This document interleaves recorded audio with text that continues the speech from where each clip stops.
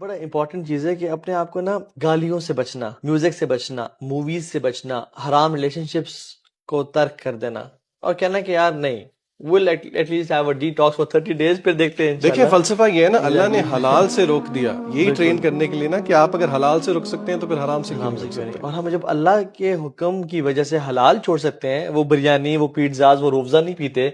अच्छा इवन शेख पता है क्या, घर में कोई भी ना हो, everybody is gone for shopping for example, आप अकेले हो और सामने वो पिज्जा की प्लेट पड़ी हुई है, फिर भी नहीं खाते। आप जितने मर्जी गुनाह करो आप नहीं खाते हो, किसी को नहीं पता चलेगा अगर आप खा लो, यू डोंट ईट, वाई, मेरे रब का हुक्म है। तो नहीं, जब और ये आप पता होता अपने है कि अल्लाह देख रहा है, अल्लाह देख रहा है, ये अल्लाह से तो छुप नहीं सकता, मैं खा लूंगा।